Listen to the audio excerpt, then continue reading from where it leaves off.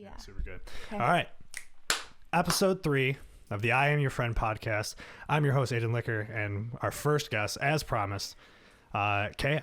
Our friend Kea, which I have to give you credit for because that was the best idea ever of where I was originally going to be like, every episode was going to be like, my friend, this person. And you're like, no, it should be our friend. And I'm like, yes obviously. Come on. Because I'm a social butterfly, and if I had FOMO, I was like, you're a friend. Right. Yeah, we're all friends here. We're doing a community thing here. Yeah. Cool. So, welcome. Thanks for being my first guest. I'm honestly honored. I was telling you right before this, I was listening to your first episode and how you were going to bring on friends you thought was interesting. And I basically, my heart melted a little. I was like, oh my gosh, that's me. Yeah. So I'm excited. You're like one of the most interesting people that I know, I think. Just because, I don't know, you and I have had some insane conversations. I know. You know what I mean? I'm excited. Yeah. Yeah. So, I could say who you are, but I think you should say who you are. You want me to say who you are? Yeah, I'm actually interested to hear that. Well, I mean, I could do the typical title thing of just like, you know, you're a holistic psychotherapist, right? Which took me so long to remember. I remember I used to be like, well, Kea's like she's a, I don't know, man, you know, holistic psychotherapist. That's correct, right? Yep. Okay, cool. Right. But that's not all you are. You're right. And it was funny because I was thinking, oh my gosh, if I have to introduce myself, I just kind of had this ego death in a way. Sure. So I've kind of been trying to shift my language in identifying with, I'm a holistic psychotherapist, because then I felt like when I was out in the world, I was kind of still identifying with that. Right. And so it was hard because I started to kind of judge my decisions. I'm like, well, no, I'm a therapist. I have to be like this all the time. Yeah, so now you gotta I'm put calling that face on. Yeah. Yeah. So now I'm like, I'm a magical being. Mm-hmm. Love that. Yes. And I am having this human experience and serving with my focus in holistic psychotherapy, mindfulness, meditation, and Reiki. So those are, I just really love anything spiritual. Yeah. And that's what like I've learned the most from you. You know what I mean? As I was able to, I mean, we spent quarantine together basically, you know, for the most part. Oh yeah. So through that I learned, and that's, I think why, you know, that's where like the idea of the podcast came to be.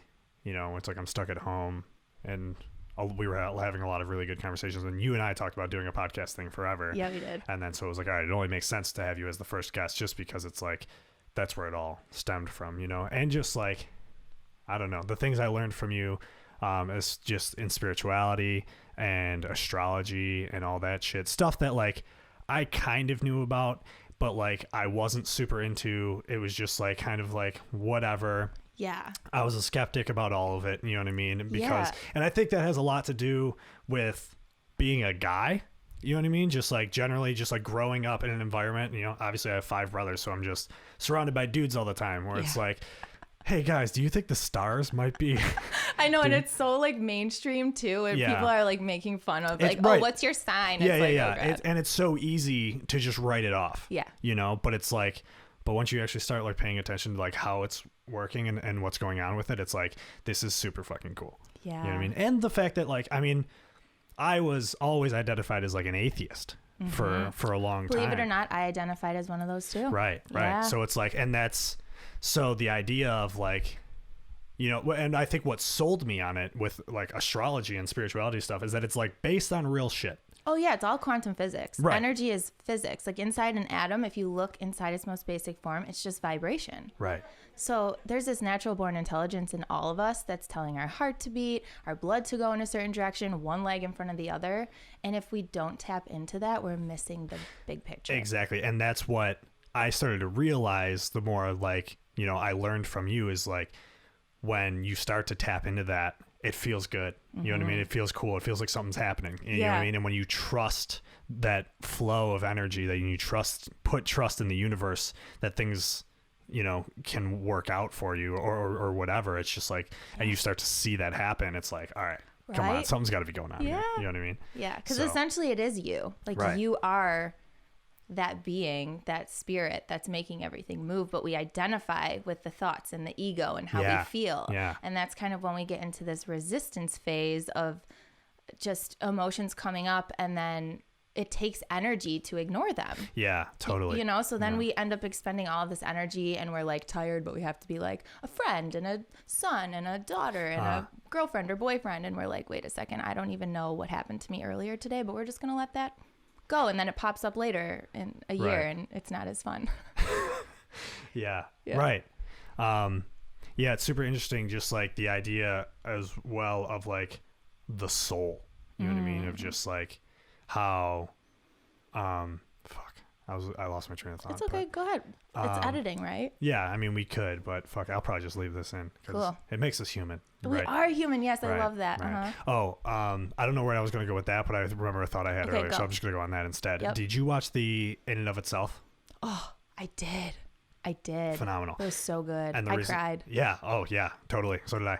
Yeah. And I think like, you know, the way we started this of just like, you know, who are you? You know what I mean? And who you identify as. It's just like that whole idea of like, I am this and like what people think, you know, in your most simplistic way, like how do you define yourself and how do you see yourself in the world, you know? And I think that's super important and super interesting. So like, that was my whole thing is like, you know, if someone's like, you know, ask me who I am or like, tell me about yourself. I'm like, I don't fucking know, like, you know, for so long. And then it's like getting the confidence to be like, well, you know, what am I all about? You know, it's like, I'm a writer, you know, like that's a thing that like, I always felt weird saying, but like, that's where like my passion drives to is like, I'm a writer. I'm a musician. I'm an artist, you know, saying I'm an artist was such a weird thing for me to ever say because it felt so pretentious. Yeah. I wonder, where'd you get that from? The pretentious part? I don't know. I mean, just the idea that I feel like saying I'm an artist made me, I don't know, insinuated something that I was better than people because of it, which is not what. Isn't that so funny? That's ego because I'm hearing this as like, that's so cool. That's so rad. Like, tell me everything. Like, what do you create? And I don't hear that as pretentious at all. Yeah. So, and getting over that is a huge step of, you know, for the sense of self of being like, hey, I'm an artist. I'm a creative. And like, that's what I love to do. And that's, you know, what I want you to think of me as, because that's what I think of myself as, you know, and it's weird to come to terms with those things and get over that ego part of it. You know what I mean? It's bold and it's really you honoring your soul. Yeah. Cause we're all creatives, but nobody has, well, not nobody, that's a general statement, but it's hard for people to find the courage to honor that piece of them. 1,000%. Yeah. And that's what it is. That courage piece, you know? Yeah. I mean, you and I had a conversation, right before I started doing this of just about how I've always been self-aware of the negative things about me, you know, of what I needed to work on, of what I have done wrong in my past. And that's always what my focus was. But I was never focused on, well, what am I doing that's right?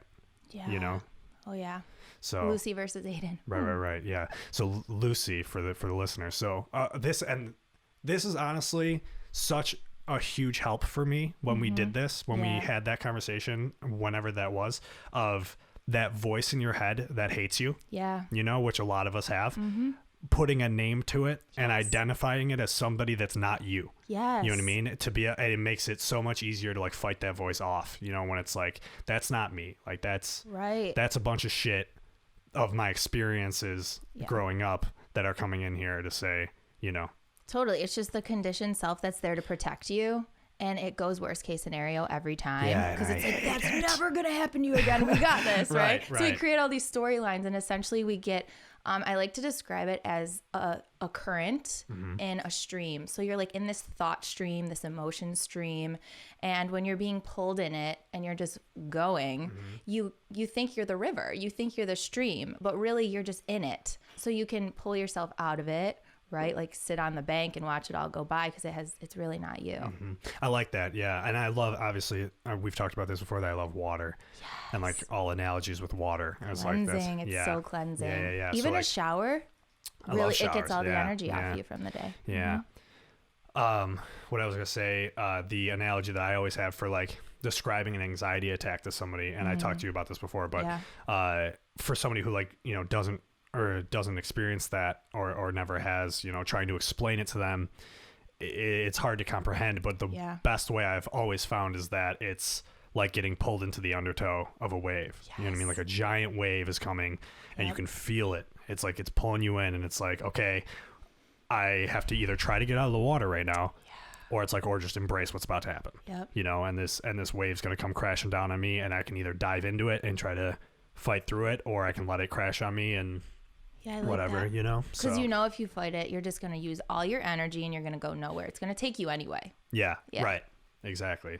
So surrendering, that's what that sounded like. Right, cool. right. Yeah, super interesting stuff. Because really anxiety is fear. Yeah. So it's the combination of the mind worrying and fearing that they're just waiting for this other shoe to drop. And then the physical body is in sympathetic, which is just stress state. So you've got your heartbeat, oh my gosh, like shakiness. Right. And I've told you that my anxiety is always in my stomach. Yes. Oh, mine too. And it fucks with me real bad. And it's really interesting because I've been doing a lot of research on that, because with COVID starting, my nausea got, I mean, you know, I was living here. It was so bad. Yeah. And doing with my Reiki practice, I realized that's the solar plexus, which is where we find all of our power and our control and decision making and our self-esteem. And I felt like I had no power. I felt like I really didn't know what was happening. I didn't know where my life was going. I was seeing clients from home. It was just all really bizarre. So it kind of can attack that spot, but there's really cool things you can do to actually address the solar plexus, which helped my anxiety a lot, like subliminal meditations and stuff. Sure. Yeah. So can you go more into like Reiki and what that is? Yeah. So essentially our body has energy systems. Right. So is this like chakras kind of? Exactly. Okay, cool. Yeah. So I know a little bit about this, but not a lot. Yeah. So there's all of these meridians on the body. I don't know if you've ever been to a chiropractor and you've seen like that chart and it has like all the lines I flowing. probably should though. Okay. My body's fucked up. Oh, we got this. It's okay. Remember love. We love your body. Right. Yeah. Right. It just hurts so lot. I know, right? I stress myself out a lot. Yeah. And that's, you know, goes back to what we were saying, the body stress thing. And that's this whole year of just like the amount of stress by putting it in. I just hold it all in like my shoulders and my neck and my jaw issues that I've been having and stuff. It's all fucked. Well, okay, let's use this then and we'll kind of talk about Reiki. Cool. Yeah. So essentially, we experience life through the heart chakra. So I don't believe there are good and bad people. I believe there are miserable people and joyful people. I like that. So you either have your heart open or you have your heart closed. And it can open and close multiple times throughout the day, or we can have a traumatic experience that broke our heart and it's like, absolutely not, I'm closing forever and always. Sure. And sometimes we meet people that open it and we get really attached to that because it's a way that we found to open our heart. So when we have like, let me use this example. Say you're driving down the road and you see a car and it's like it looks just like your girlfriend's car, and you see two people hugging in the front seat and you were fine. You were just looking at the trees. I've had this experience 200 times in my life. Stop it, really? Okay. So, and then your mind all of a sudden has this storyline like, was that her? That was her, you know, or no, it wasn't. That couldn't be her. She's at work, what have you. So you get home, you never say anything because you don't want to look jealous or you don't want to seem like, you know, you're cray-cray. So that shuts your heart off because that physical sensation actually gets stuck. So think of it like this. Every thought is connected to an emotion, and that emotion is connected to a physical sensation. We feel joy in our movement. You feel heartbreak. You feel gut wrench. Like we feel those things. They say an average human, which I've never met one, so I don't even know what that is, has 80,000 thoughts a day. So if you're having 80,000 physical, I have 2 million. Yeah, right? Same. So if you're having 80,000 physical sensations a day, and you don't understand what's going on, that can be super overwhelming and just create anxiety all day long. Right. So what Reiki does is you go in and you kind of manipulate that energy and move it through the body so that it's not blocked. Because so what you were saying, when it's all in your head or up here, that you're okay. So we were talking about everything takes energy, like inside of ourselves. It's all energy. Thinking is energy. So if we're not necessarily grounded, it's because all of that energy is getting pulled up from our root chakra, passing through our sacral chakra, which are our desires and passions. And then we have the solar plexus, which is our self-esteem. And then it goes to the heart, and then the throat, which is using our voice. And then we have the third eye, which is our intuition, the soul, and then our crown. So if you're in your head, all that energy is getting pulled up there. So we carry it in our jaw, we carry it in our shoulders. So all the energy that needs to be down there so we can have good sexual experiences, feel rooted, feel grounded, be able to connect and like give ourselves what we need and speak up, gets stuck in the head and in the jaw. So what I would do. Oh, so my shit's all out of line. Yeah, you just move it through, and it's really beautiful. So Reiki is like is it like a physical thing that you do, or is it like more of a mental thing? So it is physical. It's an energy healing. So going back to quantum physics, you're basically manipulating that energy. So you're attuned by a Reiki master. And honestly, I'm not quite sure what attunement means. I had to get it done. And I did my Reiki 1 and 2 training. And it's really something that I think people have to experience for themselves. Okay. Because it feels different for everyone. Depending on how guarded we are, sometimes I can literally feel people's emotions when I'm over a heart, or really the heart is where I feel it. But yeah, it's kind of one of those things where it's really hard to put into words. Yeah. But what it does is it rebalances all of that energy for you. Cool. So. Yeah, it's really interesting. And, and something that if you would have told me about this, 2 years ago, I would have been like, what the fuck are you talking about? Yeah, like this sounds insane. But, as we've gotten to know each other and as I've kept an open mind and learned more about this, I'm like, this sounds amazing and I'll do it tomorrow. Yeah. And I wasn't even into it. Like I told you, I was an atheist at one point, and I experienced it. How boring is being an atheist? It's so boring because I just kind of hated everything. Yeah, I hated myself. I was a nihilist. Yeah, I had no hope. I was just like, I was a dickhead. Oh, I always complained and I was always the victim. And oh my gosh. Yeah, it's cool. So my story with that, which you were here for, because you gave me a little bit of mushrooms.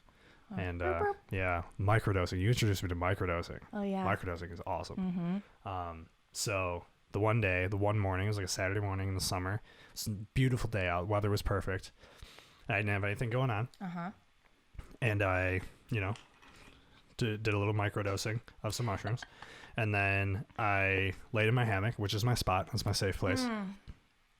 That became my safe place too. Oh, it was phenomenal. Yeah. That was like one of the the worst anxiety attack I ever had. That lasted like 3 hours, which was after like, that's like what caused me to stop drinking. Was like, it was like I was drinking so much, and when I was on Lexapro, so like I was on antidepressants, which you're not supposed to drink on. Oh no. And I'm getting shit faced. Oh yeah. You know what I mean? And I was like seeing somebody. Yeah. And then that episode. Yeah. Got so it. then this, that person ended things with me the day after I had gotten so fucking drunk. And like, I don't remember, we had, spent that night together, but I don't remember anything about it. And then the next day, she ends things with me and, tells me I didn't do anything wrong, whatever. And I'm like, okay, but I don't remember anything that happened. So now I'm in my head and I'm just like going nuts. And Lucy's like, I'm going to have a field day right now. Yeah. It's like, oh, cool. You blacked out last night and somebody just broke up with you. And this is where I take over. Where I shine. Yes, exactly. Yeah. So, and I had a panic attack that lasted for like 3 hours. Like it was the worst I ever felt. Like it felt like I was on the verge of throwing up for so long. Drinking too the next day, like that will just amplify everything. Yeah, it was tough. And then my friend Marissa was here, thank God, like of all people, because she's like somebody who like knows exactly what I was going through at that time. So I was like, I'm so happy that you're here. You know what I mean? And I tried like jumping into the pool to like shock myself out of it. You know what I mean? That didn't work. And then I just laid in my hammock, and that was the only thing that like kept me at least like level. So I just laid there for hours until it passed, and then I was out of it for the rest of the day. It was really bad. But then I stopped drinking for 8 months because it was just like, I can't do that anymore. Yeah. I don't ever want to feel like that again. Yeah.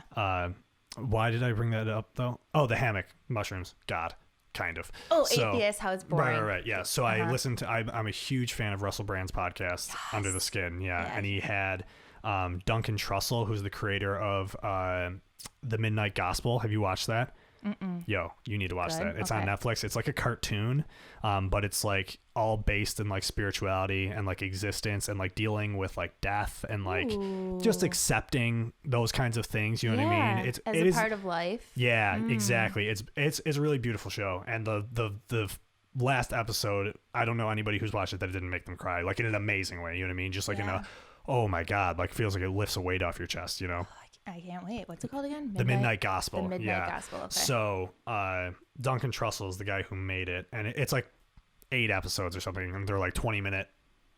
Actually, there might be 40-minute. I don't know, but it's just like this little cartoon about this. Like, it's really bizarre. Like the animations are really trippy, and like it's like the situations of the show themselves are really weird, but the conversations they're having are incredible. And that show, like if I'm like anxious, I throw that show on, it just calms me the fuck down, because I don't know why. Cool. Something about the idea of like, you know, universe, like big astro, I don't know what I'm trying to get at, like, but it's bigger than your moment. Exactly. There's yes. more out there. Calms me down. And what's funny is I was talking to my friend Kate about this last night.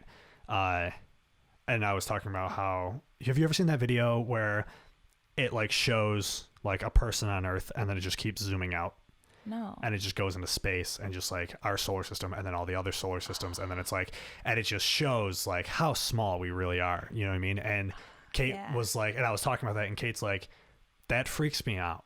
And I was like, that calms me the fuck down. Yes. You know? That's when I started hiking, because to get to the top of a mountain, I did my first 14er, and I just started crying because I was like, oh my God, why am I worried about, look at those little ants down there in Colorado. I live in Buffalo, and I'm worried about stuff over there. Right, exactly. And that's my view of it too, is it's just like, it calms me down, because it's just like, what am I worried about? Right. You know what I mean? Like there's so much more to life. There's so much more happening around here. So anyway. So the Midnight Gospel, Duncan Trussell, he was on Russell Brand's podcast, and they were just talking about spirituality and just like God versus atheism and all that stuff. And just like, they just made it make so much sense in a way that I've never experienced before. And I think a lot of it has to do with, you know, growing up Catholic and just having the church shoved down my throat. And it was like, just not, you know, I hated that. And so for me, it was just like, okay, fuck religion, fuck God. I don't want any of this. You know what I mean? So it was just like atheism, right? But then I hear it in a completely new way, that it's like, this isn't religion. You know, it's like, and, you know, and I've talked to you about it before, I don't like using the word God. I don't like the idea of it being personified, because it just doesn't make sense. It feels like cartoonish that way, and you know? You're so right, because we were in the Piscean age, right? So they were using... You kind of had to personify it so people could understand it. Well, yeah, because they used to think it was the sun, right? They're like, you see that thing in the sky? That's what's doing all this, you know? And then it's like, well, actually, that's a giant ball of gas. And, you know, we found out that that's not what that is. And they're like, okay, well, there's a guy somewhere who's doing so, you know what I mean? And then now we're in the age of Aquarius, and everyone's like, yes. Like, what does that mean? The age of Aquarius? Why is that? It's the Aquarian age is just an ascension. I think it's like an energetic ascension where people are just more... We've evolved. Our consciousness has evolved so much. Right. So we can't take the same philosophies and legalism that was there before, because we've evolved as a species. So that's funny how that idea plays into politics, about like progressivism and stuff like that, about how we're trying to just, you know, move forward as people and, you know, accept people beyond things that we don't have to care about anymore. You know what I mean? It's like, we've evolved past those things. Like, let those things be behind. We're trying to move forward here as people because we're evolving. So that's interesting how that plays into it. Yeah.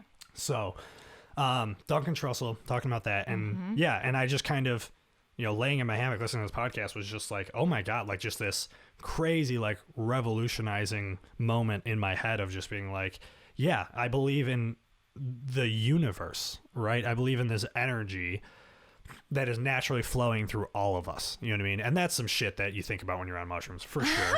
Like that was, I remember the first time I took mushrooms, that was like the first thing, that was like the main thing I took out of it, was just like, I didn't know how to put it into words, but I was like, dude, everything is connected.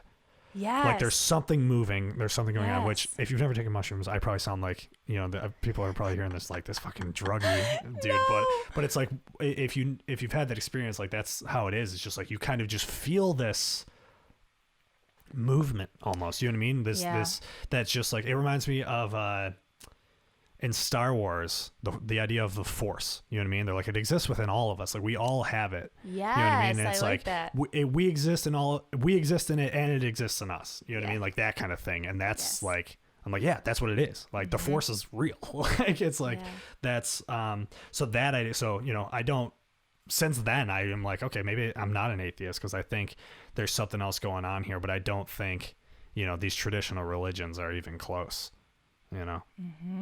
Yeah. And so I definitely relate to that. I started off as calling it the universe. I call it God now. It took me a really long time to get there. Sure. Do you want me to share my atheism story? Yeah. Okay. Yeah. So, I actually went to a Lutheran school until 4th grade. Interesting. Yeah. And I always went to like Christian Bible camp, and my Nana was really religious. And it ended up being a way to manipulate and punish me into doing things that she thought that I should be doing. Right. And then my mom married, and I was adopted, and he was Catholic. So then all of a sudden I'm not Lutheran anymore. I didn't get any choice in this. Like, I'm not like Christian, I'm Catholic. Right. So now I'm going to like Catholic Queen of Heaven, right? Like you go to those classes. Yeah, shout out Queen of Heaven. Yeah. So here I am, like, it was just, my mom was a single mom for a really long time until I was 11 and she met Bob. So I'm not familiar with men. We don't have a lot of men in our family. It's a lot of women. So when they told me I had to go into a room with a closed door and tell this older guy my sins, I remember feeling like I wanted to die. Yeah. And everybody else was doing it. Even I did. Like, it's so like, what is going on? Yeah, 2nd grade, like first penance stuff. And you're just like, I have to go tell this guy everything that I've done. Yes. And then they're like, okay, say 13 Hail Marys. And I was like, that's supposed to just like cleanse me. And I'm in there, I'm like, okay, so I have to think of a good swear word that's not too bad, and like a lie that's like not that bad. So, and I just thought, this is bullshit. Like, what am I doing? So the word God, like if people would say it, I'd be like, ugh, like get me away from that person. I don't even want to be near that person. And that's probably still where I'm at, is that conditioning of just like that word. I'm like, don't say that near me. Which good, because you shouldn't, well, not shouldn't, but the fact that you don't identify that is God. Like, that's God in you being like, nah, dude, we don't align with that at all. Right. So I first started with the universe, and I was like, okay, this is like nice and gentle. And then I was like, wait a second though, there's something bigger than the universe. Like, what's the energy that's making the universe move? See, I haven't gotten that far yet. I'm just like, all right, I've accepted that there's something going on here, and that's good for me right now. And that's great. And that and it's playing around with it in your own way. Like, I started with Buddhism and Hinduism because I thought that was really empowering, and like I loved the self journey. And then now I'm looking into the stories of Christianity and learning a lot from that. Same actually. I've been really into biblical theology. Yes. It's super interesting. Right? Like, the stories of the Bible and stuff are super, and it's crazy that, like, I get what I was saying before. I was like, a lot of these religions, like, bro, it's your own book and you're getting it wrong. Right. You know, like the Bible is just love. Like, that's literally the whole thing of the Bible is just love. Yeah, I love that. We're not supposed to use it to judge one another. Yeah, no, it's been totally skewed, man. Like, did you know that was nothing about homosexuality in the Bible until like the 70s? No. Yeah, it was like completely, they like kept making, modifications to it. And like, there was nothing, the original passage that a lot of these like hardcore right wing, sorry, I have something in my throat. It's probably the bucha. Yeah, probably. But, no, so the passage that like a lot of these like hardcore Christians like reference to like, talk down to homosexuality or whatever, the original passage was about pedophilia. And it was about a man shall not lay with a boy. And they changed it because homosexuality started to become super popular in they're like, but the Bible says, that's not cool. Yeah, because they saw it as unnatural because you couldn't procreate with, you know what I mean, with two of the same sex. So the church just completely flipped the script on it. You know what I mean? Yeah, that's so interesting. Which is hilariously ironic that they took out the pedophilia and put in homosexuality, and then you have a bunch of priests. I know, like, ring, why? I mean? Yeah. Oh God. But it's super interesting. So I'm very interested in stuff like that. That like a lot of the interpretations and stuff of the Bible, like when you go back to looking at like the oldest forms of the texts on documentation in Latin and like what it actually like at its core is really, really interesting stuff. Yeah. No, it really is. I listened to I'm assuming she's a pastor, Sarah Jakes Roberts, and let me tell you. Okay. If you asked me if I'd ever be watching a sermon, I would have laughed in your face. Yeah. And I look forward to it every Sunday because it's so spiritual, and it basically, she brings up a story from the Bible or what's it called? Like a scripture? Yeah. Or a verse? A verse. Yeah. And then that's it. And then she just talks how that relates to our life. And I'm just like, that's awesome. God, it's so eye-opening, and it's helped me actually a lot through quarantine and just connecting with that. And now I'm kind of going back into like, oh wait, I am God. Whoa. Like that energy is me. Like that's within me. That soul is God. Right. It's not a man. Yeah. You know? Yeah. Right. It's not a person. It's not separate somewhere. from me. Yeah. But we right. have to and that's my separate whole it thing that I like was Lucy. right. So I say the universe, right? And I say we exist in the universe, and the universe exists in us. You know what I mean? Like we have a universe within ourselves, right? That's like, I like the when you were talking about Buddhism and Hinduism, like the idea of reaching nirvana, like that idea seems real to me. Like just like there's a point where the body and the soul separate. You know what I mean? Like there's the trinity that's going on here is you have like the human body that reacts to like the soul that exists within it. Right? It's like there's the body and the mind, and then the soul is the combination that's of those two. Right. Yeah. So I'm all on board with that. Yeah, right. You're like, I got, but you're finding out what that means to you. And I think that's what I'm saying. That is God for you, because you're like, I'm not going to identify with something or just believe in something because everyone else is, which is so Aiden. Yeah. You know? Right. Yeah. You're going to dance to the beat of your own drum. And once you figure it out. I'm a good dancer. Yeah, you are. And drummer, maybe. Yeah. No, not that good. It's okay. Yeah. But yeah, that stuff is cool, man. And like, I'm not ever going to push it on anybody else either. And that's the thing I never understood. Like, it's like, why are you trying to find why are you trying to just spread this to everybody else? It's like, I can tell you why. Okay. It's a thing called cognitive dissonance. Oh, I've heard of that. Yeah. So people. That's a term that I would use on this podcast without fully knowing what it means, hoping that I was using it correctly. I do that a lot. So people will identify with these belief systems because it makes them feel safe, right? So I'm a good person because I follow these commandments. Yeah, it's and like a fear do this. thing. Right. So when somebody challenges that belief or they see someone acting out of that, it's actually challenging their entire identification and individuality. So to create safety for themselves, they might think that they're really helping somebody because it's hard to see them, but it's really about creating safety for themselves. You think it's like projectionism? Projecting fear, yeah. Yeah. Like that's why you feel the need to push it onto other people because there's something going on internal with you that you can't handle. Right.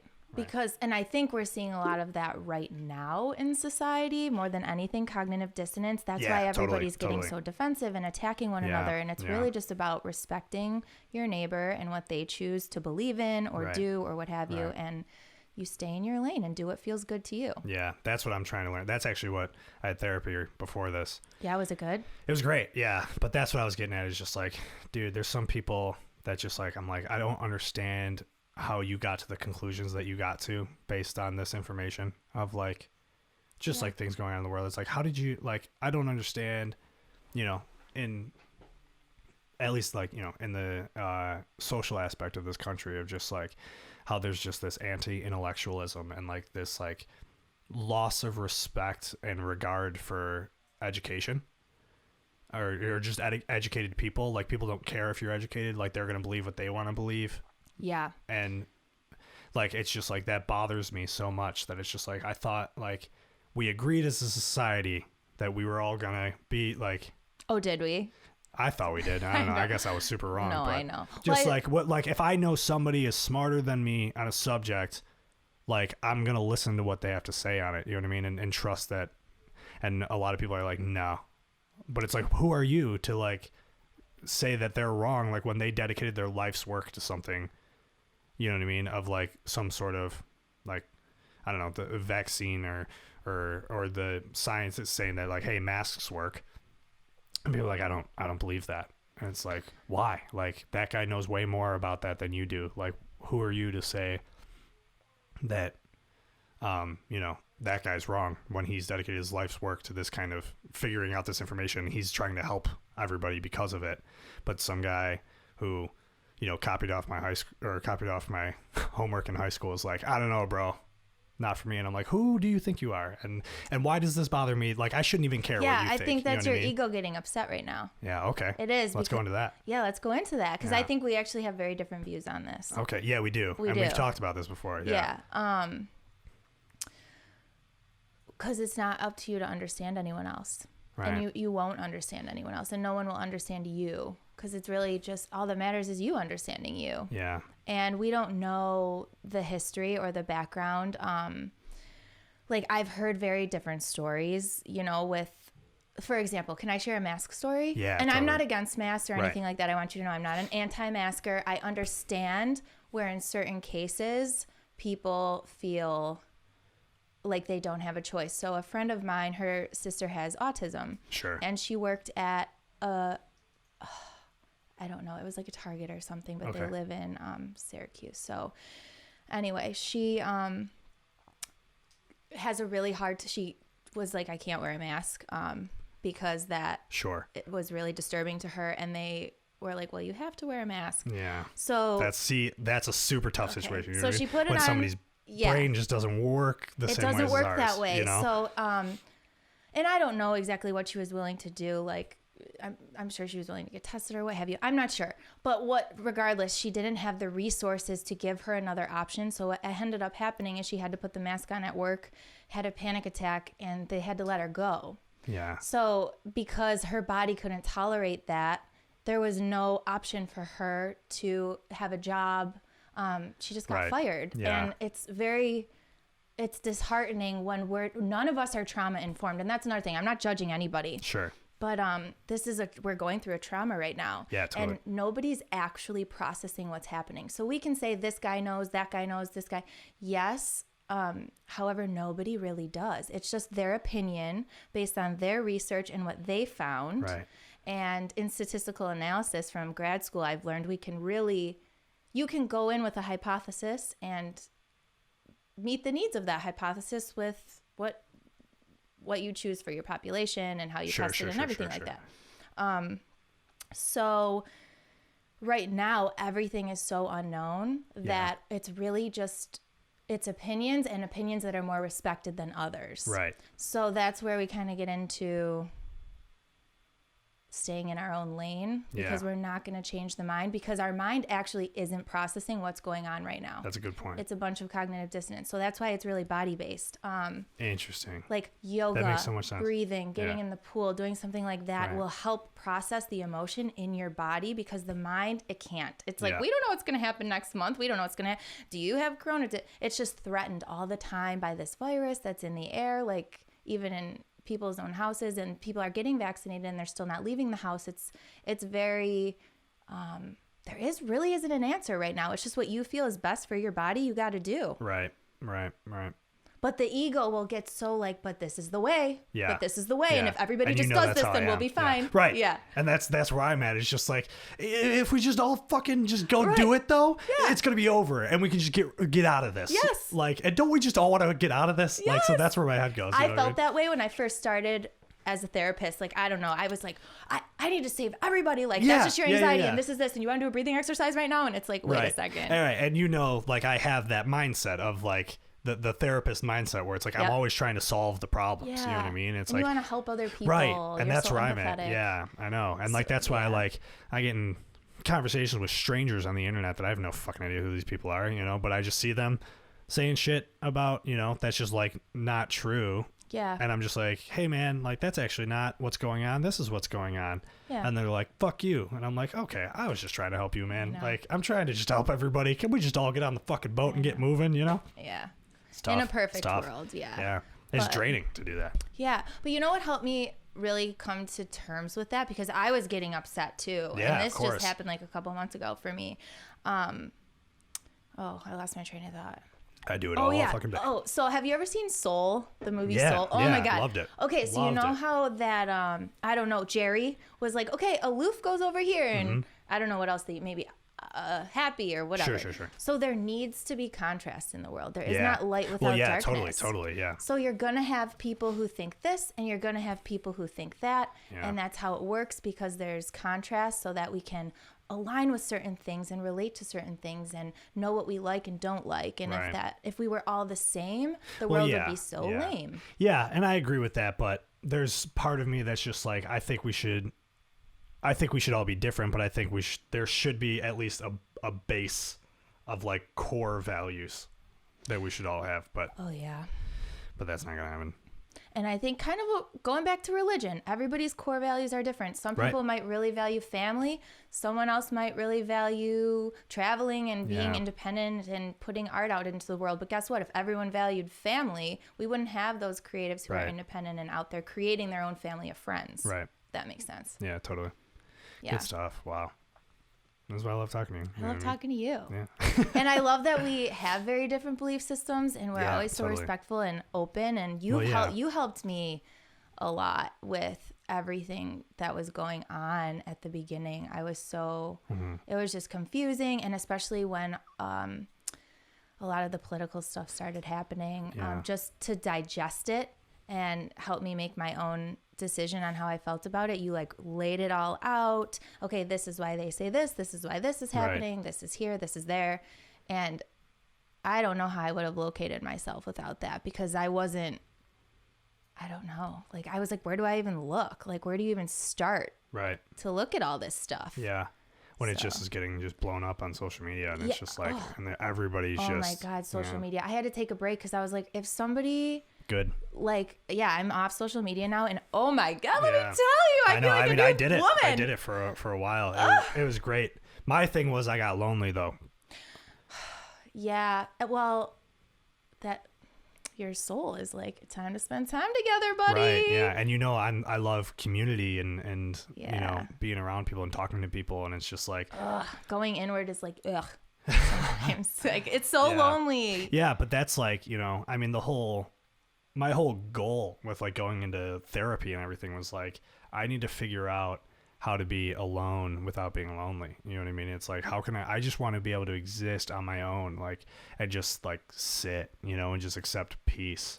Yeah. Like, it's tough. And that's a good point too. I was having this conversation with someone earlier today, ironically enough, and they were talking about therapy and how it was something about like fixing their sadness or their depression or something. Yeah. And when you were saying, I don't want to feel lonely, society has taught us that all of these emotions are not normal. So if you're feeling sad, you got to go to the doctor and you got to get Lexapro. And if you're feeling lonely, something's wrong.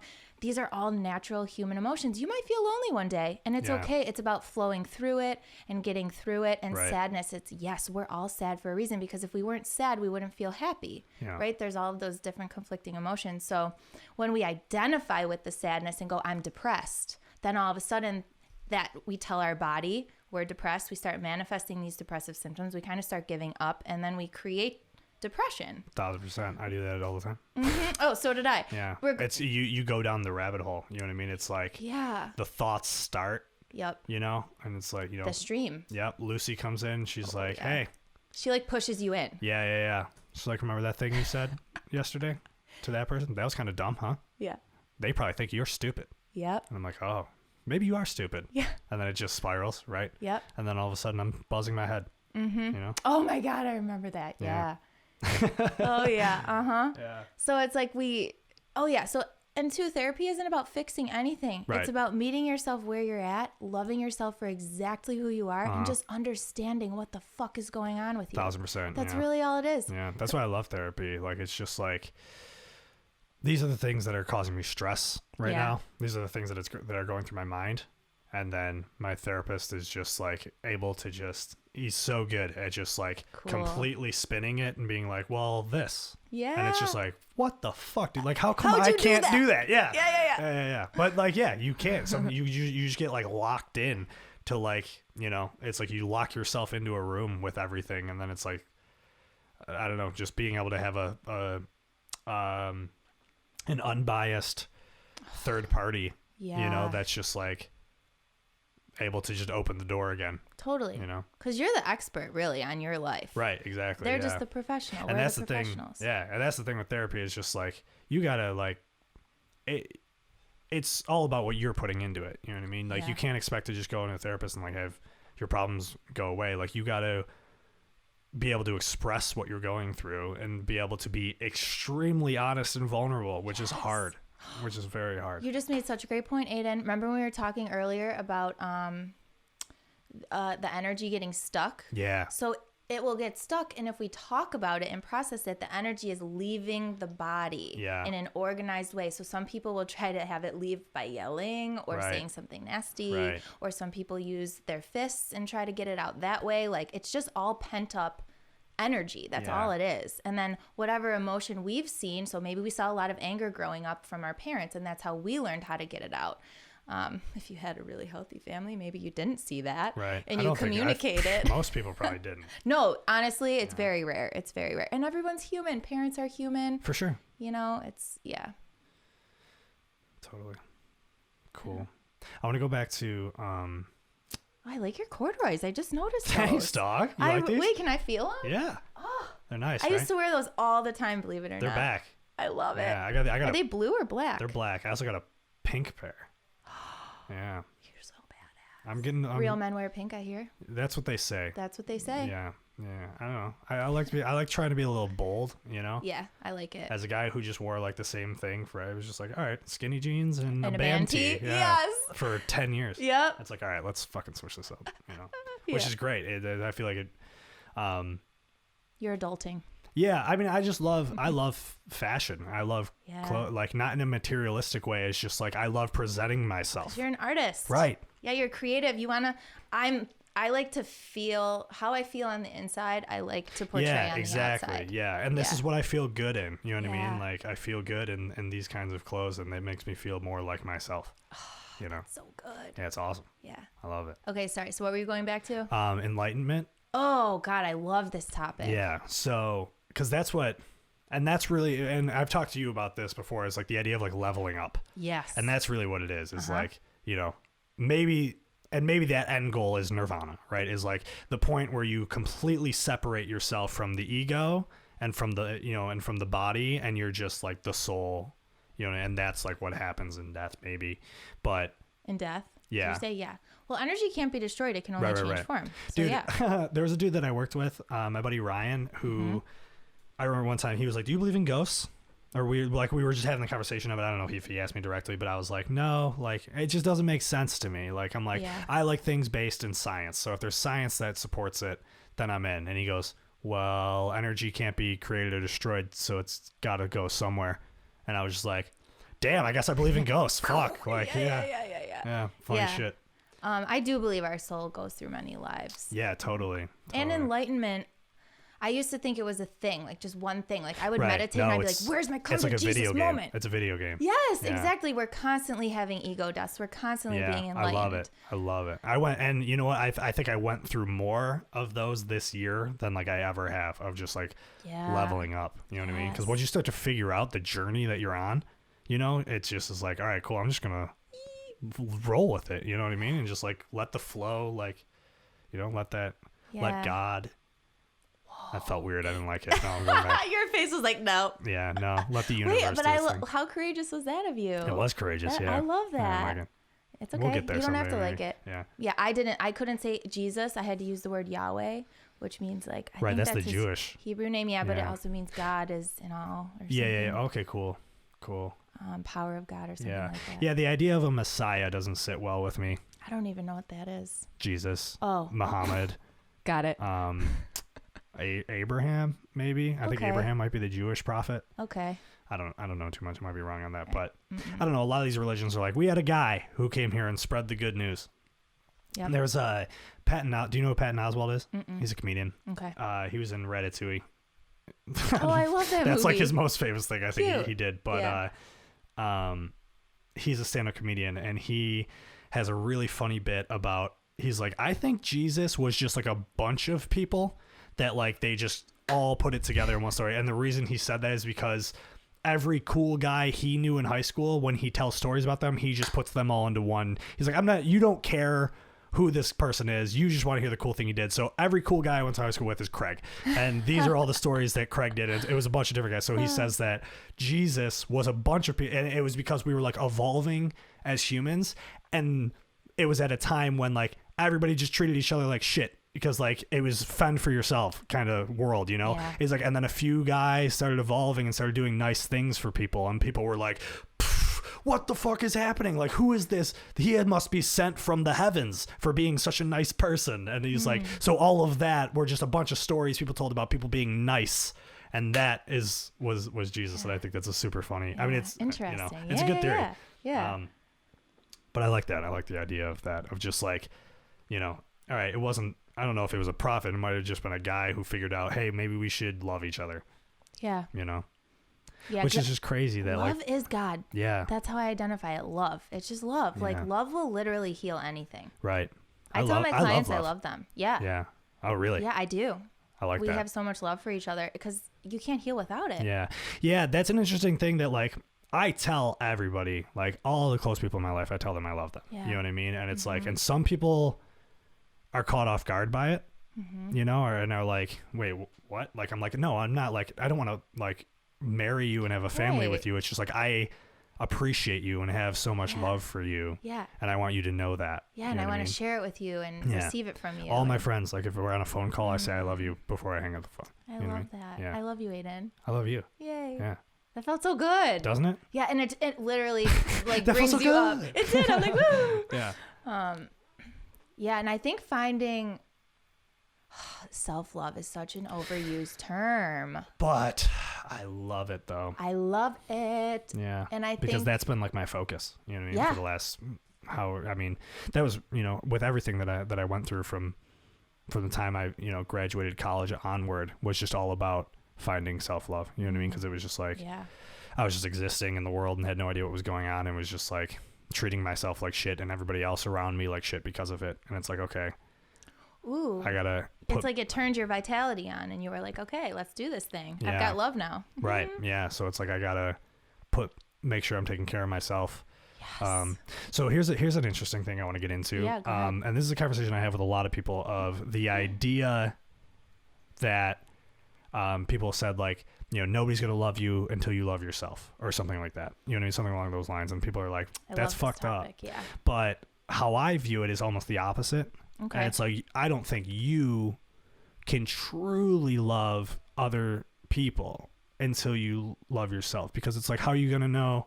That was a high five. Cool. Yeah. Yeah. Cause my thing is like, how are you going to know how to love somebody if you don't even know how to do it to you? Yes. Right. It goes back to what we were saying earlier, thought, emotion, physical sensation. Yeah. So if you don't actually know what love feels like, but you know what it looks like, you can do all the nice things. You can do all the acts of service. Yeah, it's like surface level, right? Yes. Yeah. But then as soon as in relationships too, we create the unity as love. And then there's like this honeymoon phase because everything's new and it's like we're exploring. And the honeymoon phase is honestly bullshit. Because when there's love and you're enlightening yourself, you're constantly having things to talk about. You're constantly feeling that with one another. Yeah. You might have bouts where there might be a rupture in the relationship because of some human experience and you need to repair it. But when the love isn't there, that's information because it's on an individual level. Mm-hmm. And people start to blame the relationship and then resentment happens because they're like, why aren't I feeling this anymore? And it's like, because you were so in the newness. Right. And I've been in that situation. I mean, every relationship I've ever had that's happened. You know what I mean? It's like, and then I'm mad at the relationship, you know what I mean, or my partner or whatever, of just being like, but it was my own fault the whole time. And what's funny is that once I get in, now I've reached this, I've leveled up, if you will. And I reached this kind of, I've learned how to love myself a little bit better, you know what I mean? I understand the value of that, and I understand what I should look for in a potential partner in a relationship, you know what I mean? That is literally huge. And what's crazy is that like, that's why, like, because I just like, I know exactly how it's supposed to feel. So it's like, and that's why it's like, I've just like been staying single because it's just like. And you want to protect that, don't you? Right. Because now you have it and you're like, I'm a temple. And it's like, and I've met and have like been seeing or whatever the term you want to call it of like so many people that have been amazing, like amazing people who I think they're incredible people, but it's like, but that feeling's not there. You know what I mean? And it's like that spark is not there, I guess is the easy way to put it. And it's like, and until I find that, like, totally. Cause it's and I'm not going to look for it either. Yeah. Oh, it'll come. Yeah. Cause it's an energetic connection. Yeah. Because I trust the universe. Oh, hey. Yeah. That feels so good. Having this, like getting to this point, cause I feel like 2-3 years ago, me would have heard this conversation would have been like, you turned into a fucking pussy, bro. Like, who are you? Hey, you know we what I love mean? pussies. Because They're I was strong. so, yeah, well, we've gotten to that now. You know what I mean? Yeah. Dude, one of the hardest things to accept about myself was being sensitive. Oh, I love that about I you. hated myself for so long because I was like, I'm too sensitive. And it's like, dude, nobody's too anything.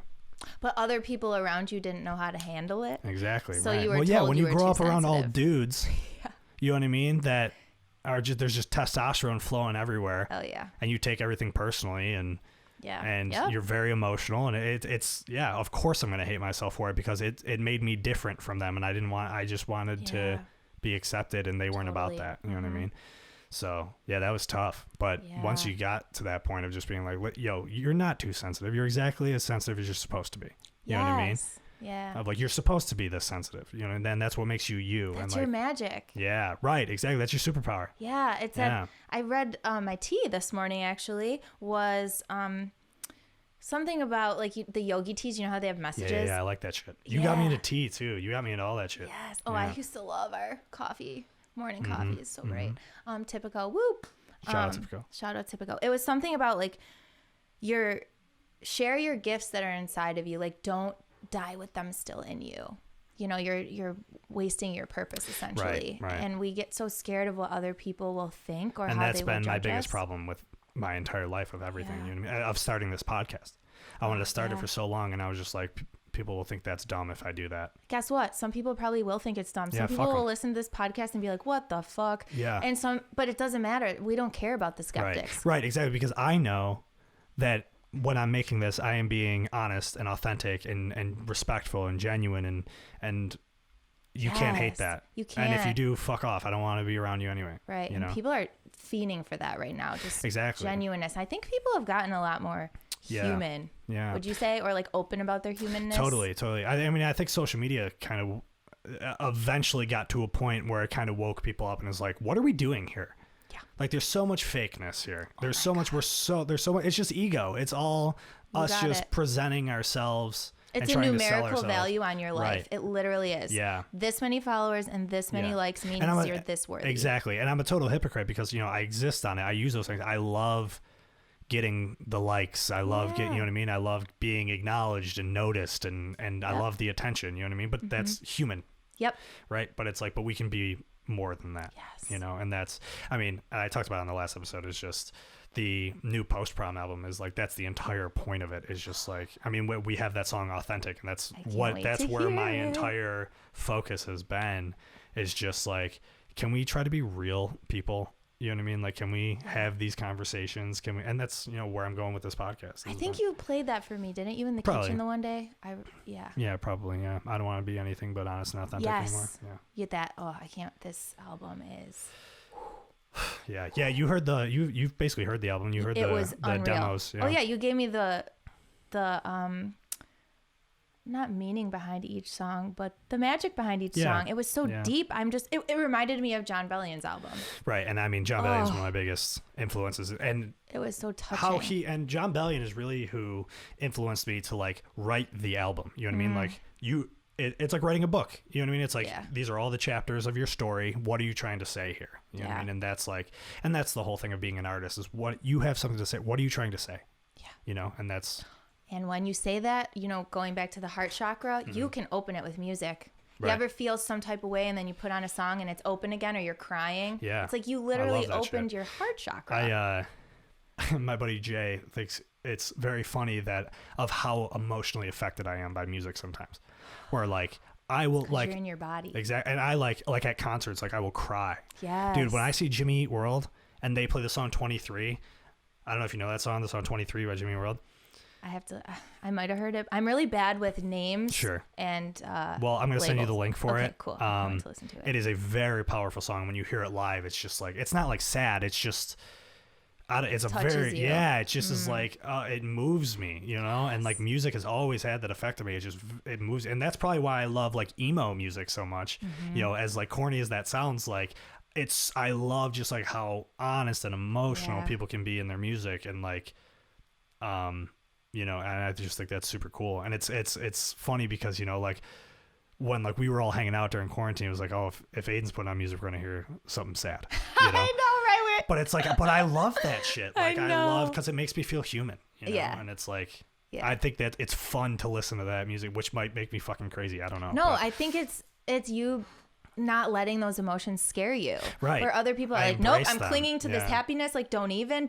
It's the sun is shining. Aiden, Right. don't you dare touch it. I mean, don't get me wrong. I mean, there were times like in the summer we're doing yoga in the backyard and we're listening to good vibes. Like we got good vibe music going, John Bellion and all like a bunch of like pop artists that feel good music, dancing around. Yeah. That's great. Don't get me wrong. I love that shit. But You're such an empath. yeah, I've been reading. So the empath thing is interesting because I've been reading a lot of. I haven't been reading a lot. I'm gonna cut myself off right there. But seeing TikToks is what I've been seeing. Okay. Of people talking about like people who self-identify as empaths are like usually narcissists. That's really interesting. Yeah, I've seen like tweets and stuff about it, and I mean that whatever. It's just people on the internet, so right, I don't know if exactly. there's any truth to it, an but opinion. it makes me think about it. It makes me think, and I'm just like, I guess what about that is narcissistic because you're feeling other people. Right. I don't know. I like it's like. Well, the term empath. What's your understanding of it? The term of empath to me is that I just like I feel what other people feel like I feel for people on a very deep level. Okay, yes. You know when you were talking about you're in the hammock and you're like, I'm connected to everything. Yeah. That's being empathetic because sympathy, and we might not be able to empathize with everything. Right. That's why sometimes we offer sympathy. Like, I don't know, if someone lost a parent, you can only sympathize with that until you've lost a parent. Sure. And you can feel them, but you can't necessarily empathize with them. Right. You know what I mean? But empathy allows connection, and connection is love, and love is God, love is everything. So, Full circle. yeah, it's really, I would hardly or harshly disagree with that, strongly disagree with that statement. Good. All right. I trust you. Yeah. Well, Because you're the expert. You I don't know. Yeah. I'm like, but it's getting dark now. Let me turn some lights on. I was actually just thinking that. But yeah, empaths are special people. And we're all actually empathetic. We just haven't opened up our heart chakra yet. Right. Okay. So last episode, I was talking about how I'm like, I don't know what we need to do, but we need to create a more empathetic society. Oh my God, people need to care about each other. Like, people need to look out for each other. Like, and I don't know how we do that, but it's okay. I have an option or an idea. Yes, I love these. Aiden always has, for anybody that doesn't know, Aiden has the light hookup like anywhere he goes. He's also really good with setting up technology and it's definitely judging where my TV is in my living room right now. No. Listen, you put it above a fireplace. No, it hurts my neck though. Like I totally understand. I don't like it. Yeah. I don't like it at all. But you always have dope lights. Right. So, and I try, and I hate to be that guy sometimes, you know what I mean? Because it's like, it's your home. No. You can do whatever you want, but like mounting a TV above a fireplace, like you're supposed to put a painting up there. Don't put something that you're going to be looking at for hours where it's angled up. You're so right. You know? I'm not, I respect that about you. If I need anything with tech, I'm calling you. Yeah. But you like to set the mood. This is like you want people totally, to feel some type of way and you use that in every lighting aspect. I love lighting. I'm a huge lighting guy. Yeah. That's like sets everything for me. If I'm like in a creative mood, I need the right lighting. I need good candles, you know? I need good aromatherapy going on. Yeah. Yeah, totally. I was at, this sucks though with these Philips Hue lights because I have them in a 3-bulb fan. So it kind of takes away from the effect of like having 3 different colors. I was at my buddy's apartment last night and he's got the same bulbs, but he's got them in lamps all throughout his living room. And it's way cooler. And I'm like, I need to get some lamps because that's what will total, because you can have the light in different parts of the room and it causes different effects and stuff. Big lighting guy. I'm a big natural lighting guy too. And my parents are not. My parents are like, we love artificial lighting. We have all the we remodeled our kitchen. They put in recessed lighting and they have them at 100% all on at all times. Like, it looks like a doctor's office in here. I want to die. You know, when I work from home and nobody's home, there's not a single light on in this house. The window, all the blinds are open. Yeah. Let the sun come in, man. That's my shit. Too. Yeah, totally. Let me see where we're at on time here. Okay. Wow, this is our longest episode yet. A little bit over an hour. Feels good though. I know it does. Yeah, this is great. Feels good. What were you were just saying something. Empaths. Oh yeah. Yeah, I don't know. I so like when I remember like reading about the idea of being an empath like in high school, and I was like, that's me. You know what I mean? Wow. But then when I see these things that are like, well, these people actually are narcissists. But I'm like, but was it narcissism that made me think that? Who's that? Fucking Lucy. Yeah, that's fucking Lucy. Because Dumb you hoe. know, if you were attracted to that, that's your soul. Right. Say it like you ever get like you hear a song or something, or you see something, you just get tingles, and your body feels tingly, and you like get the sensation. And that's an insecurity thing on social media for me, is that like a lot of times I'm like, I feel like this is directly calling me out. Oh, interesting. Yeah. Yeah. Well, yeah, it's probably playing on your own insecurities and right. For sure. And that's what that is for sure. Because I know in my past I've had narcissistic tendencies, you know what I mean? That I like didn't realize that I projected onto other people, and, was a way that I didn't want to be. And that's where that was rooted in. So like I'm insecure about that because I never wanted to be that guy, you know what I mean? And I took pride in myself. I'm going to say that. Pride, it sounds weird. I took pride in myself and like trying to be a good guy, you know what I mean? Like I firmly believed I was a good guy, and maybe I don't know if I was ever a really bad guy, but just like there were things that were rooted in narcissism that I was in, like relationships and stuff like that was like so I'm insecure about that because it's like I want to be a good guy, you know what I mean? I want to help people, I want to spread positivity and love and all that stuff, and like that's your soul. You know that you are this guy. Right. So narcissism, I also think, gets a really bad rep. And I've heard something like that about how it's like, well, narcissism isn't always a bad thing. No, because narcissism is really when we didn't feel understood, because like you're different and unique, and like people don't know what the fuck to do with that, so they bully you or whatever. And we need to perceive the world through our own senses because we're just trying to understand ourselves. So it's like, okay, it's kind of like the word selfish. We should be selfish. Right. That's great. Yeah. Have a little bit of self. You need that. You need to prioritize yourself. 1,000%. Yeah. But you're right. It's how you use it. So if you're a miserable person and you're narcissistic, it's going to be hostile. And that's what if it was. If you're a joyful person and you have some narcissism, it's going to be appropriate. You know when to use it. You know when to not to use it. It's just the awareness of it. I like that. That makes me feel better about it. Yeah, it doesn't mean you're a bad person at all. I definitely had narcissistic tendencies, and I would have told you I'm like, what? I care about everybody else. But, yeah, but that's people really what pleasing it was. is just fear. It's just fear of abandonment, fear of whatever. Yeah, and I've been a people pleaser my whole life. I've always cared about what everybody thought, and I just wanted everybody to like me. And it's just like, and the sooner you accept, it's like, but not everybody's gonna like you, man. Yeah, and that's not your fault. No, because it's their own, and they're not meant to. Right, and it could be a compliment, like. Not in Going that way, back to but the contrast thing that you were talking about is just like not everybody's meant to fuck with you, man, and you're not meant to fuck with everybody. Yeah. So fuck with the people that you fuck with. Fuck with the people that you fuck with. Yeah. Boom. Huge. Yeah, it's really just how other people feel inside themselves is getting projected onto you, and then we take that on, and then we give these people the power to decide how we're going to show up in the world, and that's what shuts off our solar plexus and causes a lot of nausea. Solar plexus, yeah. I like that. That's that it's like just above the stomach. It's like right there, like below the rib cage. So if you feel like, because sometimes the nausea, like you're not actually going to throw up, it's just stimulating. Yeah.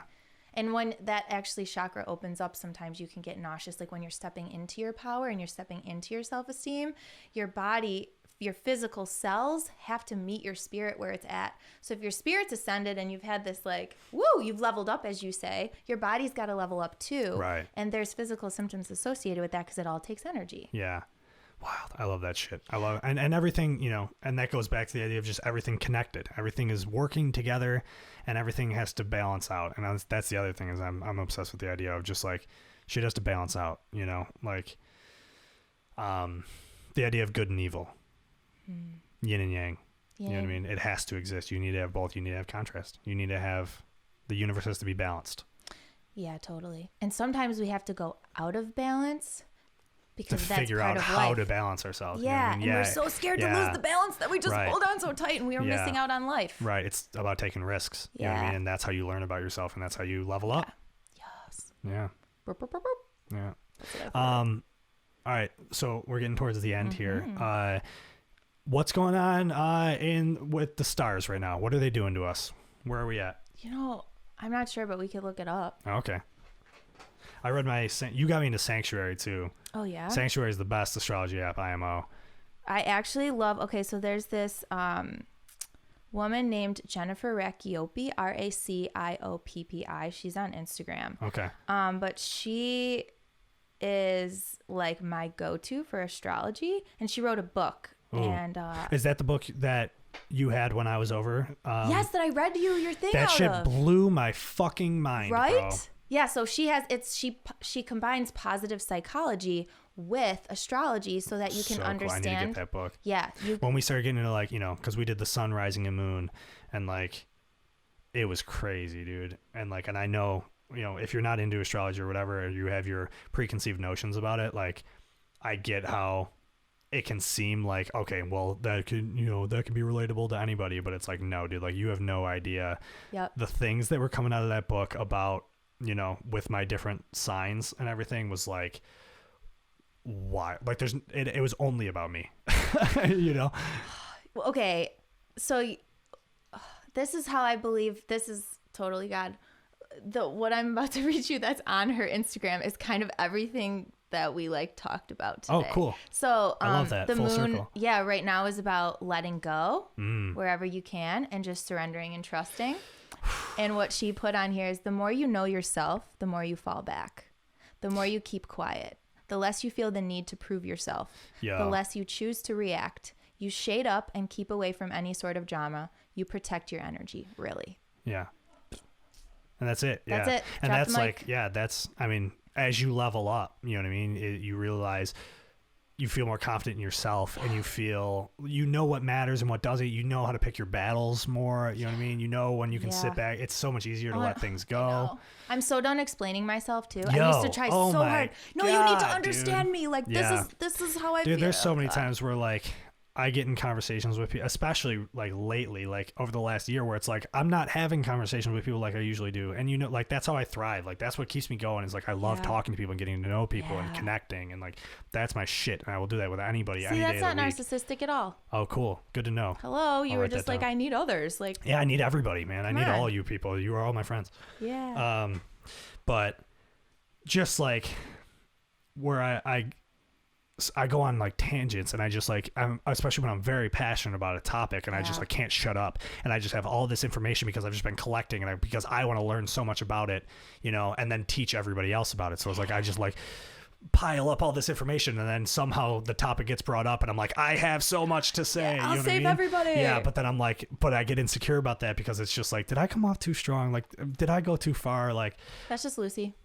That is Lucy. Yeah. I know. Because you will attract the people that you are meant to attract and repel the people that you are meant to repel. And repelling people, I actually have learned, is a beautiful thing because it filters out a lot of the stuff that would make you feel misaligned. And you're oh, what's wrong with me? Right. And that happens a lot when when I get into deep conversations about existence and, God and stuff like that.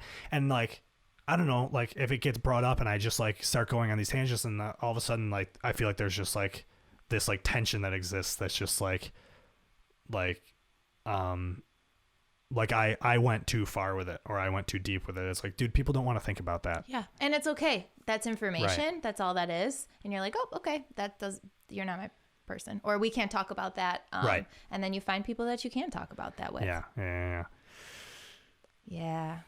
Super protective of your energy. That's cool. Totally. Yeah. And that's what I've been figuring out. It's just okay, these are things that I think about that I want to talk about, but not everybody wants to talk about this, or not everybody wants to listen to this, and that's fine, I guess. Yeah. Yeah, because everybody has a different area of focus. Like you were just saying, you have experts who dedicate their life to one thing, and then another expert who dedicates their life to this thing, and everybody just has their own thing. Yeah. So whoever wants to receive it will receive it, and who doesn't deserve it. Right. And that basically goes back to the entire idea of the movie Soul. It's just we all got our thing, man. We all do. Yeah. My heart breaks when I talk to people that are they're I wish I was as passionate as you about something. I don't have anything that I'm passionate about, and I'm just breaks my heart, man. Because I don't know, because I've just always had it. I didn't have to work for it. That's one thing I never had to work for. I've always had passion. I've always had a dream and goals.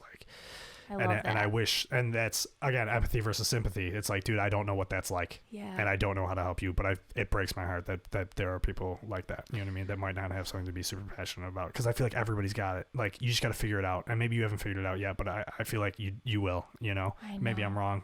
But no, you're right. I mean, our whole lives from the moment we were born until high school or college, if you go to college, you're told this, okay, you just go to kindergarten, then first grade, this is your teacher, and then you do this, and then you go to middle school, and then just get these grades, and when you get these grades, join these clubs, and then you apply to these colleges. You know? Yeah, and that same. I mean, were you a kid who was gifted, quote unquote? Yes, gifted and talented program with Seneca West. I hate it. The worst thing you could do to a kid. That's how it's like, hey, here's free depression, because we're going to put you on a pedestal that... So then you have to live up to these expectations. Yeah. And that was me, you know, and school was kind of easy for me, you know, and same.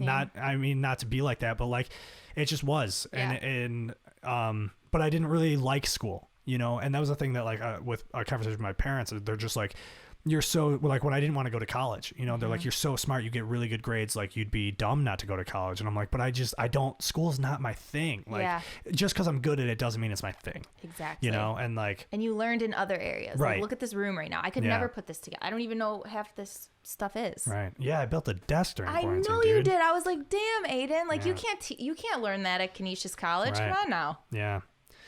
But I don't know. But I mean, obviously I went to college and I had the best experience, and you know, it was like the best fucking 4 years of my life. But what happened was, after that is, you know, like you were just saying, it's like you always had everything planned out for you. And then I turned 22, I graduated from college, and I was like, now what? Like, I didn't think of what next, because everything has been meltdown pre-planned for me. Yes. You know? I was like, all right, I'm done with high school. I don't want to go to college. They're like, you have to. I'm like, okay. So that set me up for the next 4 years. I don't have to worry about it until. Yes. And then 22, you know what I mean? And then I graduate, and then I'm just like, I don't know what to do now. They're like, okay, well, you have a lot of bills coming up, so you better figure it out. Right. And then it turns into, like, then guess what you're on? Society's treadmill. Yeah. Ding, ding, ding, ding. So if they don't teach you those things, how are they going to make money? Right. Come to our institutions. We'll teach you all the things you need to know. But no, I love college. I like because that Eastern European thing. Did you like that? Yeah. Thank you. But yeah, I don't think enough kiddos are encouraged to follow their passion, and it's all standardized. And, like, how are you supposed to know what you're passionate about if you haven't been given that opportunity? Yeah. And I think a lot of that is rooted in financial struggles and just, like, kind of the financial pulse of our society. I like that word. Thanks. Yeah, the financial, because it's like, dude, because it's like, I can't afford to achieve my, you know what I mean? Like, look where I'm at in my life, whether it's like where I want to pursuing music. Now, obviously I'm still pursuing it, not making money doing it, but it's like, we live in a society that it values your passion by how much money you can make off doing it, because that's how we measure success, right? So it's like, and it's such a limiting belief. I am a successful musician. I have no money. I have zero money from being a musician. I am a successful musician. I've created projects. I've put all of this work and creativity into this art form, and I've put it out into the world. That's success. Yeah. I'm pursuing my passion. You know what I mean? I love that. Success is totally subjective. Right. Yeah. But for the most part in our society, and the way it's projected to us, is success is money. Oh, totally. And it's all like, ego. Right. And so I'm like, well, I want to be a musician. And they're like, okay, well, you need to go to college. And I'm like, okay, well, I'm going to go to college for music business then. They're like, well, what kind of job are you going to get with that? And I'm like, being a musician. Duh. Did you not just hear me? Right. I'm going to learn about the music business, so that way when I can pursue my passion again, that'll help me. And they're like, okay, well, how are you going to pay your student loans? I'm like, well, what the fuck? You should just say, because I trust the universe is going to take care of me. Because when you're aligned and you're in your gift, abundance will just come. Right, for sure. But I feel like that financial burden of school, and, you know, like, there used to be a time in this country when, you know, because in most modern countries, college is free. And the idea of going to college is not rooted in getting a better job. It's furthering your education. Yeah. It's learning. Like, you're going to school to just learn more. Yeah. And that's what it used to be. Like, in like the 50s and 60s, when, like, the economy was doing really well and college was really affordable, it was like, you just went to college just to learn and just to kind of level up. You know what I mean? It's just like learn in a completely new way, like where they teach real critical thinking and these kinds of things that created a very educated society that we'd never seen before. And now, you know, now it's for profit. And now it's... Yeah. And I think there is that out there, but you're paying a buttload, or you need to get a scholarship and basically work yourself to the bone. Right, and it's basically like, well, you shouldn't go to college just to learn something because of the financial burden. You should go to college to get a good job. Yes, and let me ask you this question. Sure. So it's like, okay, I'm going to go make money. I'm going to be a doctor. So now you're a doctor who's $200,000 in debt, and it's like, when are you going to make money though? Like this doesn't make sense. I mean, dude, my brother Dave is he went well, and Dave didn't know what he wanted to do with life. Dave's got more degrees than anybody I've ever met. Really? Like he's got like a optometry or ophthalmology degree. Stop it. Yeah, he's got brilliant. Yeah, he's got like a business degree. My brother Dave is a very, very smart guy. And then he went to law school after he was already going to school. He went to school and got like 3 degrees, and then he was like, I'm gonna go to law school. And then he went down to a private college in Miami, went to law school, and now he's a lawyer. Yeah. Makes super good money, has a super good job. Yeah. But he's like in an insane amount of debt. Yeah. You know what I mean? Where it's like, I know. it's just like, damn, balance. bro. It's like, how do we level the playing field somewhere, because that is where that financial burden, that financial pulse of our society, as I was saying, is like, that's got to change in order for people to be more passionate and to put more into the world, because they shouldn't have to they shouldn't have to measure the success of it.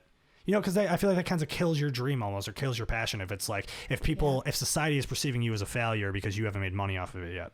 Yeah, it's like very linear. It's like, okay, here's the start, here's the finish, or like, here's grades. Everybody is grades. criticized, Fuck grades, dude. And judged. Right. There's no uniqueness to it. I hate that too. And I hate that. I mean, obviously, like I said, school for me was easy, but like kids who struggle with school, that doesn't mean that's a dumb person. I know, and I've met so many people who are so brilliant, and their mind works way more intricately than mine. And I'm like, I can get the childhood best friend, dude. My childhood best friend, Dish. Oh yeah.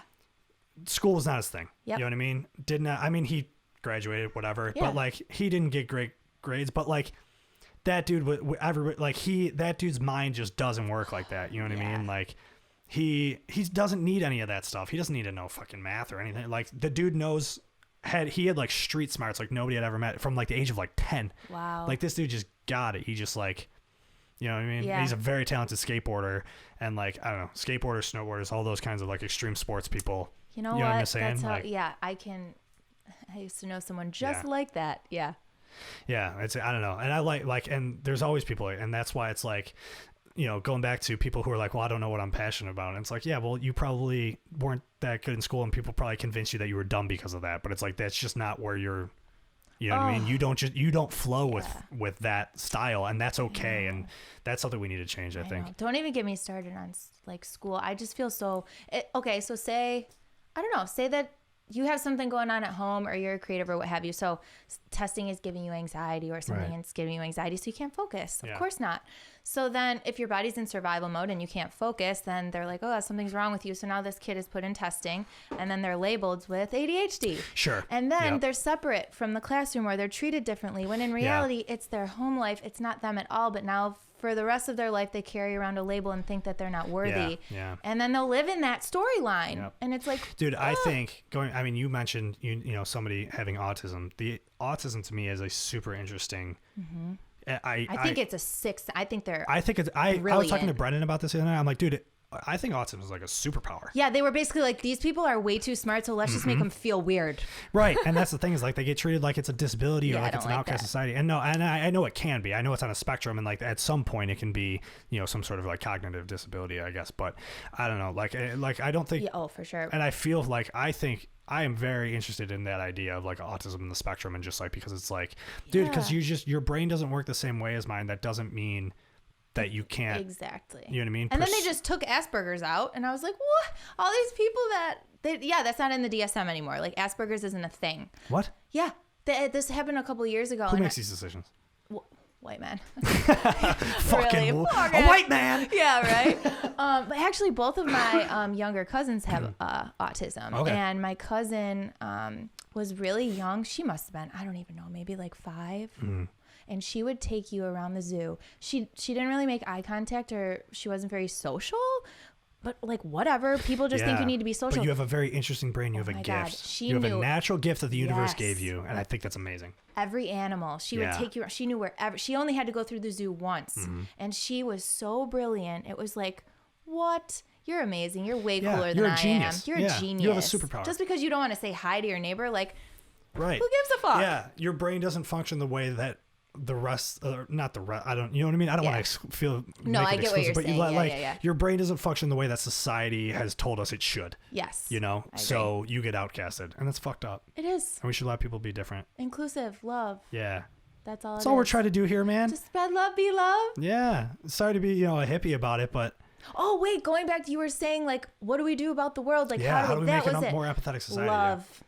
Don't be mad at somebody because they're feeling some type of way or they're against Don't be masks so quick or what to have judge, you. right? Yes, it's just like, like my thing is I send them love and light. Like they're clearly going through it. Yep. And I just send them love and light. I'm not arguing with them. I'm not trying to change their mind because you're never going to change their mind. I'm just going to tell everybody that you won't change anyone's mind ever with your opinion. It might spark a reflection, but they're the ones changing their own mind. Right. So we just give away all of our energy to try to, make someone feel different because we think it will. But it's all out of good. We think we're going to heal. Yeah. So there's a, I don't know if I ever told you about like Pasadena and Joey Harcum. Yeah, you have. But I don't know where you're going with the story. Well, just a lyric that Joey wrote that I always loved. That is, I guess you got to do whatever it takes to make it through the day. Ooh, I like that. That song, I think it's called Unfinished. Okay. It is a beautiful song, and it's just like he goes through like the different verses are just like different people and what they do, and it's just like I guess you got to do whatever it takes to get through the day. You know what I mean? It's just like and just people have different walks of life, and it's just a really peaceful line, and I really like it, and that's what that reminded me of like the things that. you said. Yeah, it's like moment by moment, day by day. Right. When we get too big, like you don't have to think about tomorrow. Who cares? We're gonna go watch an episode of Step by Step right now. Step by step, day by day. day. By day. I used to watch that rest. shit all the time. I don't know, who cares. Yeah. And Full House, I loved that one. Yeah. I grew up in sitcoms. I love sitcoms. Yeah. Boy Meets World, that was my shit. Oh my God, Topanga. I loved her. Did you see, I don't know, I mean, I know you're not on social media, but did you hear about the whole Cinnamon Toast Crunch thing that went viral? No, there was also some spicy Sprite thing that's going viral. I don't know what the fuck. Okay, so go ahead. What's this? So this is the part of the internet that I love, actually. Okay. Because it's so bizarre. But it was the dude, some dude like found like, I don't know, some like shrimp tails or something in his like Cinnamon Toast Crunch. I don't know. Oh my God. Yeah, what? It was all fucked up. But he like, went on this whole Twitter thread about it. And he just like, I don't know, had some shit in the Cinnamon Toast Crunch. It took over the internet for like 3 days.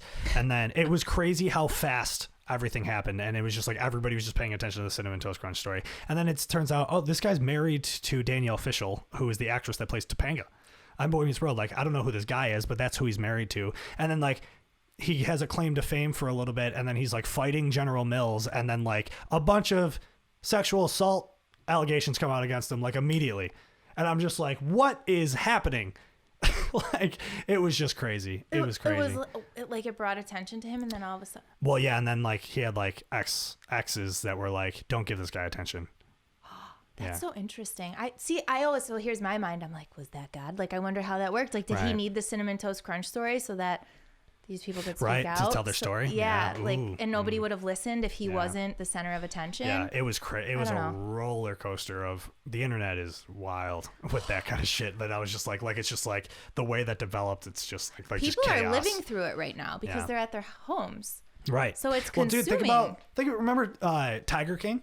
Oh my God. Like beginning of the quarantine, was like, dude, that documentary, I never fucking would have gave that documentary the time of day, but it was just everybody was on it. Yeah. And I mean, a little bit on a more serious note, the George Floyd thing. Yeah. Dude, that movement would have never happened if we all weren't sitting home to see it. You're so right. You know what I mean? We all, everybody had nothing to do, and we all saw this happen. And that's why and you know what? It's like, I just have that image in my head now. It's just saying. I know. I'm sorry. No, it's okay. Yeah. But just like, I mean, obviously not cool that. But no, I'm saying what happened. The movement that was created from it was because everybody was home and saw it, and the same thing with like why people were participating in the movement. It's like, we're stuck at, you know what I mean? Like, the world's frozen right now. We are all in on this, you know what I mean? And that's why you just had thousands of people hitting the streets. Totally. But it's like, if that were to happen, You know, I mean, it did. The whole thing is like, that's happened how many times? You're right. And then we just kept and nobody going on did because we had our lives. days. Yep. You know? Yep. And we were distracted. And right. And you didn't hear about it because, you know, you weren't on your phone that day because you had something else going on or whatever. But it's just like, but interesting how the universe balance, that the balance of the universe, you know what I mean, it brought our attention to the injustice in a very like upfront way. It's like, oh yeah, there's no defending that. Well, the Age of Aquarius started during this pandemic. Really? And what were you saying about that before? Or we went into like, see, I love astrology for my own fun and like to understand myself, but I don't really, I can tell you all about holistic psychotherapy, but when it comes to astrology, that's more of like a but I know that it was like 6 planets in Aquarius and this hasn't happened in like, I don't even know, something crazy amount of years, and like we were stepping into this age of Aquarius, and I'm an Aquarius in my emotions, so I feel which is rising or moon, yeah. And then my rising is Leo, and I'm a Sagittarius sun. Yeah, I fuck with Sagittarius. I've told you that. Yeah, you do. Yeah. I don't think I'm supposed to. Like, well, at least from shit I've read, that it's like just comparing sun signs to sun signs. It's just like, well, sun sign to sun sign is that's where it gets bullshit, because it's like, oh my god, you're only factoring in one little part of how someone was born. You're not factoring their emotions, which is how we love, and how the mask that they wear to the world or how they project themselves. All of it has to come together into this trifecta. Yeah, I'm all about the big three. You were a Pisces. Pisces sun.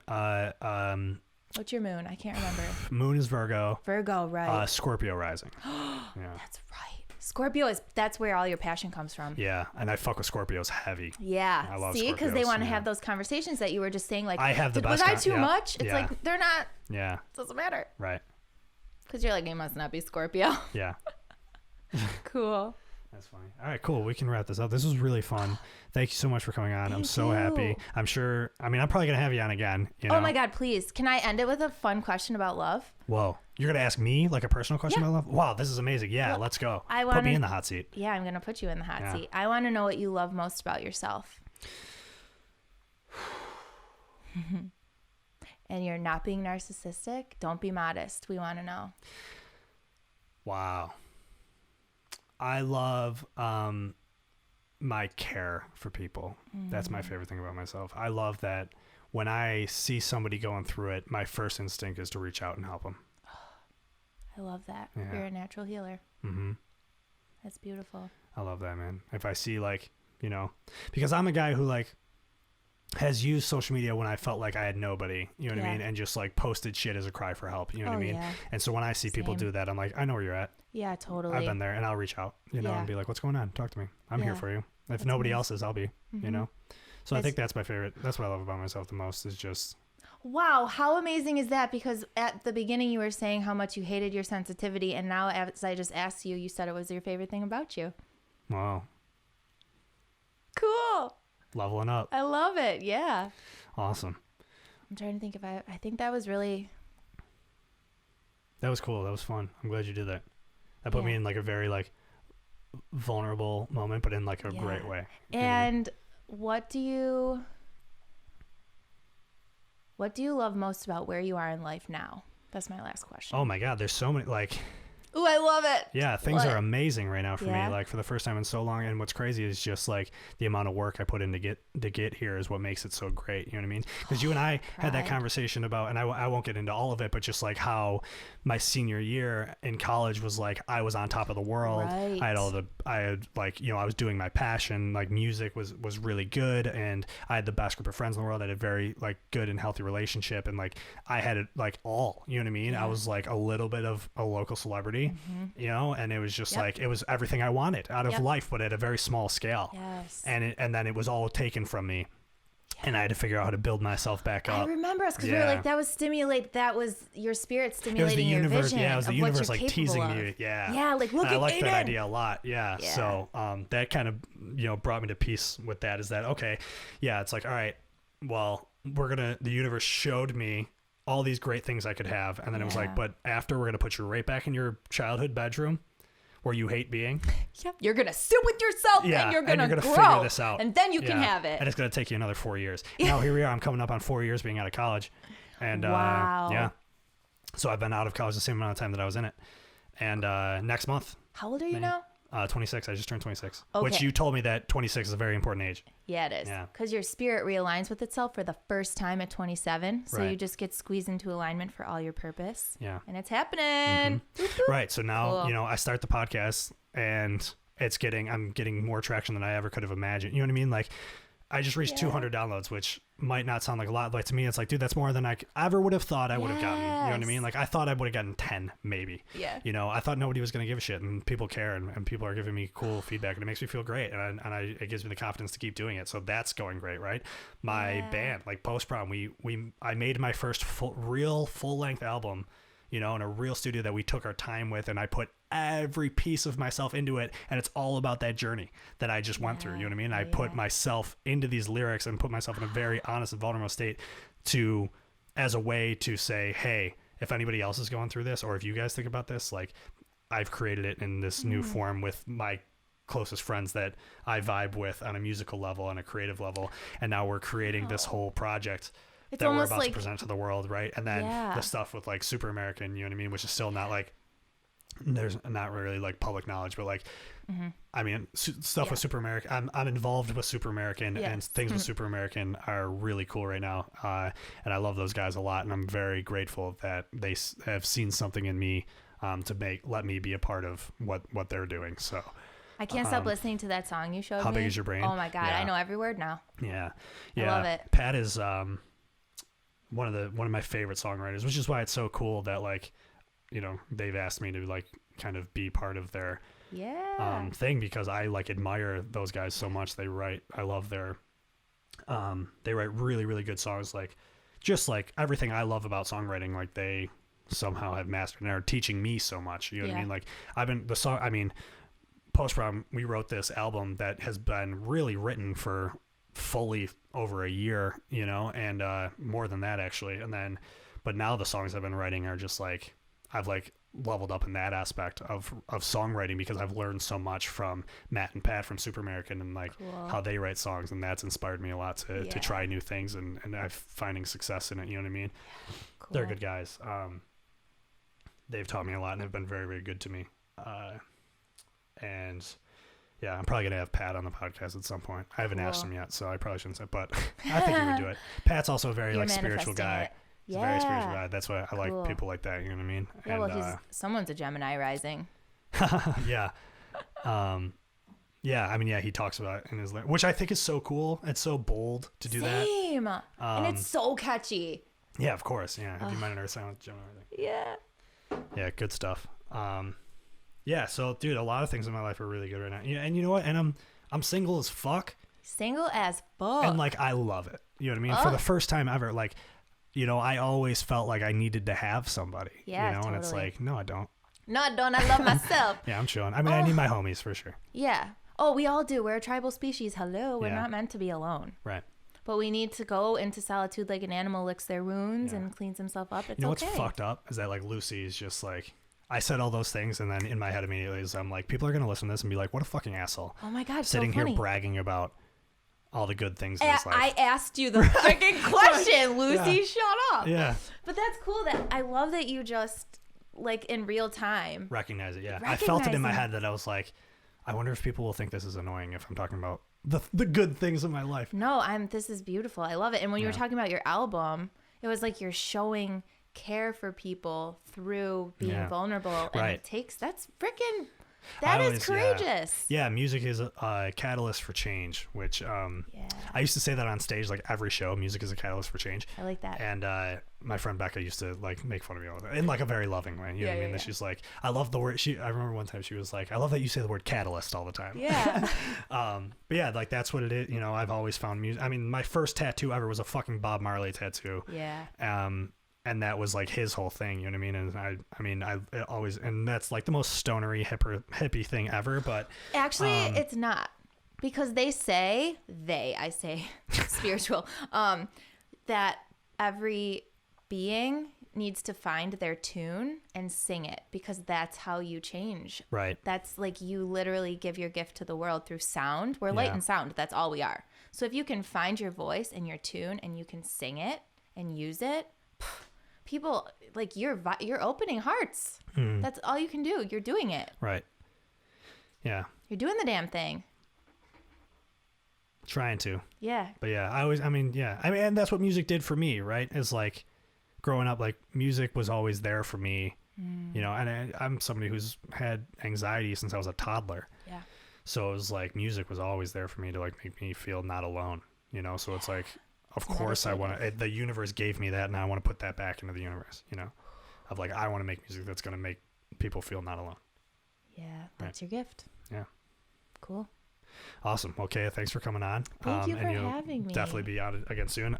Specifically wanted you to be my first guest for obvious reasons. I mean, really good conversation. You were one of the first people I talked to about doing this. And you really opened my eyes to a lot of things in life about spirituality and self-love and all these kinds of things that all led to me being able to do this. So thanks. My heart's fluttering. And I love you. I love you so much. Thank you. Isn't that great? Yeah, I really feel it. All right. I hope everybody listening enjoyed this, and we'll keep the guests rolling. And I love all of you too. Yeah, I love everybody love who's you. listening. You're our friends, and we're your friends. Yes. To our friend Kaya, thank you. Thank you.